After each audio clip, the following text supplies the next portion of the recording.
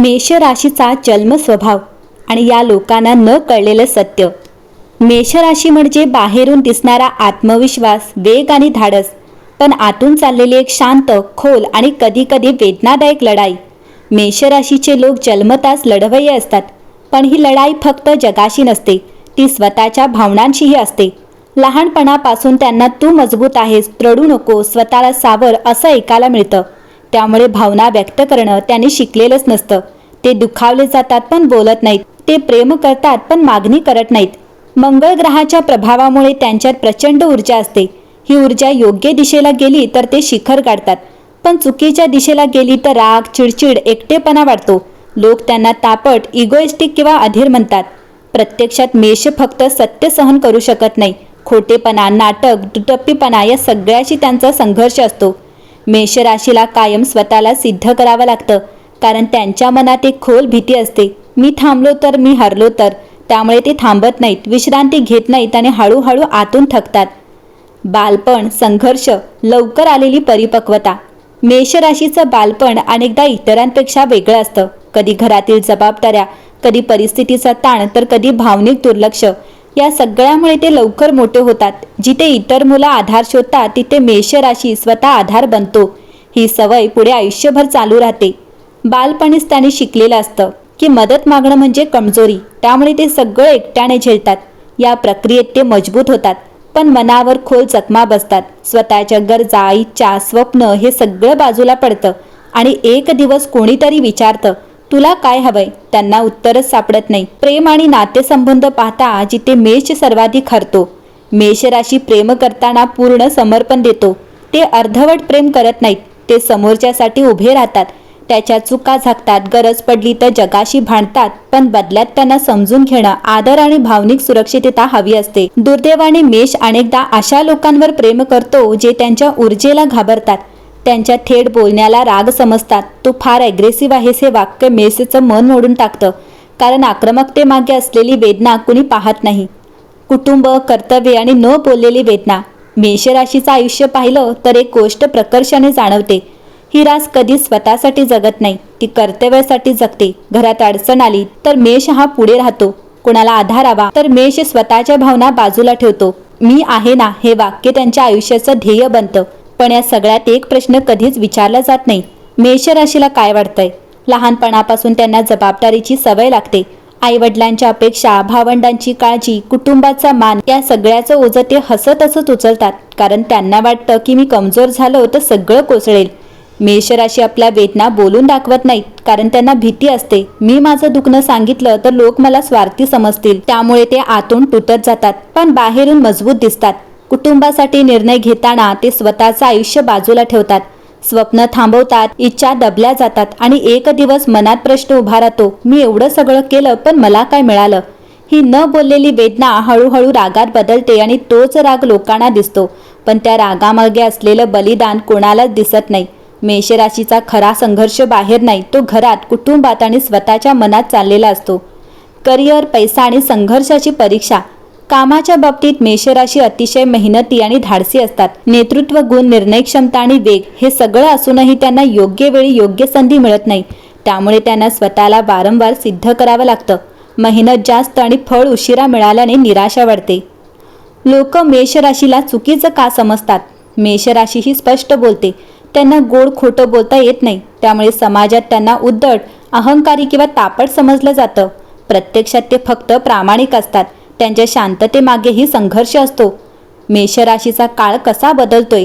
तर मेष राशीच्या आयुष्यात जो काळ आतापर्यंत होता तो संघर्षाचा, परीक्षा घेणारा आणि अनेकदा अन्यायकारक होता. मेहनत करूनही फळ न मिळणं, योग्य असूनही दुर्लक्षित राहणं आणि मनापासून केलं तरी शेवटी दोष आपल्यावरच येणं, हे सगळं मेष राशीने खूप जवळून अनुभवलं आहे.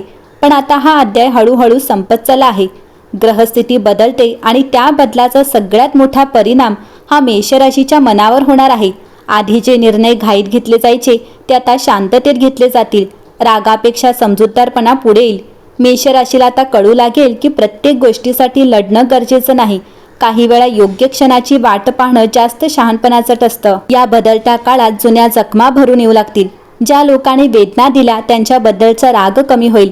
माफ करण्यासाठी नाही तर स्वतःला हलकं करण्यासाठी. करिअरमध्ये अडकलेली कामं पुढे सरकतील, जिथे सतत अडथळे होते तिथे मार्ग दिसू लागतील.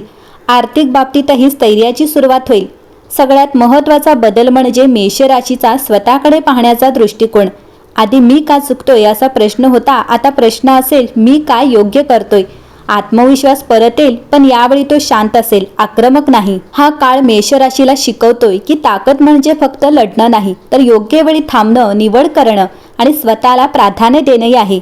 संघर्षातून उगवणारा हा बदल मेष राशीला एका अधिक परिपक्व, स्थिर आणि यशस्वी आयुष्याकडे घेऊन जात आहे. मेष राशीसाठी काही उपाय आहेत. मेष राशीचा मुख्य प्रश्न आहे राग नाही, तर ऊर्जेची चुकीची दिशा आहे. त्यांच्या आत प्रचंड शक्ती आहे, पण ती कशी वापरायची हे कोणी शिकवत नाही. त्यामुळे पहिला आणि सगळ्यात महत्त्वाचा उपाय म्हणजे ऊर्जा दाबू नका, तिला योग्य मार्ग द्या. दररोज सकाळी सूर्यनमस्कार किंवा साधा व्यायाम केल्यास मेष राशीची आतली अस्वस्थता कमी होते. शरीर थकलं की मन शांत होतं आणि निर्णय अधिक स्पष्ट होतात. आठवड्यातून किमान एकदा तरी एकांतात शांत बसण्याचा सराव करा. हा एकांत तुम्हाला कमजोर नाही तर मजबूत करतो. मंगळ ग्रह मजबूत करण्यासाठी हनुमान उपासना अत्यंत लाभदायक ठरते. मंगळवारी हनुमान चालिसा वाचणं, लाल फुलं अर्पण करणं किंवा साधं रामनामस्मरण करणं हे उपाय मनाला स्थैर्य देतात. रागाच्या क्षणी लगेच बोलण्याऐवजी 3 श्वास घ्या, मग प्रतिक्रिया द्या. हा छोटा उपाय अनेक मोठे वाद टाळू शकतो. सगळ्यात महत्त्वाचा उपाय म्हणजे सगळ्यांसाठी लढायचं नाही हे स्वीकारणं. प्रत्येक युद्ध तुमचं नसतं. स्वतःला वाचवणं ही कमजोरी नाही, ती शहाणपणाची खूण आहे. मेष राशी जेव्हा स्वतःला समजून घेतं तेव्हाच त्यांचा खरा बदल सुरू होतो. मेष राशीच्या चुका आणि सावधानतेचा इशारा. प्रत्येक लढाई तुमच्यासाठी नाही, सगळ्यांना वाचवण्याची जबाबदारी तुमची नाही. स्वतःसाठी थांबणं, मागे हटणं ही कमजोरी नाही, ती शहाणपणाची निशाणी आहे. येणारा सुवर्ण काळ हा अंतिम संदेश असेल. मेष राशी हो, आता तुमच्या आयुष्यात जो काळ येतो आहे तो फक्त बदलाचा नाही, तो न्यायाचा काळ आहे. अनेक वर्षे तुम्ही जे सहन केलं, ज्या गोष्टींवर गप्प बसलात, ज्या वेदना मनात दाबून ठेवलात, त्या सगळ्याची नोंद विश्वाने घेतली आहे आणि आता त्याचं उत्तर मिळण्याची वेळ जवळ आली आहे. हा सुवर्ण काळ गाजावाजात येणार नाही, तर तो शांतपणे आयुष्यात प्रवेश करेल. तो तुमच्या मनात स्थैर्य आणेल, विचारांना स्पष्टता देईल आणि निर्णयांमध्ये ठामपणा देईल. आधी जिथे संघर्ष होता तिथे आता निवड असेल. कोणासाठी लढायचं आणि कुठे थांबायचं हे तुम्हाला समजू लागेल. या काळात मेष राशीला स्वतःची किंमत कळेल. लोकांची मान्यता मिळाली नाही तरी स्वतःचा आत्मसन्मान जपता येईल, हे उमजेल. जे नातेसंबंध फक्त ओझं होते ते हळूहळू दूर जातील आणि जे खरे आहेत ते अधिक मजबूत होतील. करिअरमध्ये तुमचं काम बोलू लागेल. शब्द नाही, पैसा येईल, पण त्याहून मोठं धन म्हणजे मनशांती असेल. सगळ्यात मोठा बदल म्हणजे तुम्ही स्वतःला माफ कराल. मी एवढं सहन का केलं या प्रश्नाऐवजी मी एवढं सहन करू शकलं याचा अभिमान वाटेल आणि हीच खरी ताकद आहे. मेष राशी हो, आता वेळ आली आहे फक्त जगाशी लढायची नाही, तर स्वतःसाठी जगायची. हा सुवर्ण काळ तुमच्यासाठी आहे आणि यावेळी तुम्ही फक्त टिकणार नाही, तुम्ही तेजस्वी व्हाल. जर तुम्हीही मेष राशीचे असाल तर आजपासून भगवान हनुमानाचं नाव घ्या. त्यांच्या भक्ती आणि शक्तीने तुमचं आयुष्य नक्कीच बदलणार आहे. पैसा, प्रेम, यश आणि शांती हे सगळं तुम्हाला मिळालंच असेल तर लक्षात ठेवा, श्रद्धा हीच सर्वात मोठी शक्ती आहे. मेष राशी कमेंटमध्ये जय बजरंगबली लिहायला विसरू नका. जर तुम्हाला व्हिडिओ आवडला असेल तर लाईक करा आणि आपल्या मित्रमंडळींना शेअर करा आणि चॅनलला सबस्क्राईब करायला विसरू नका.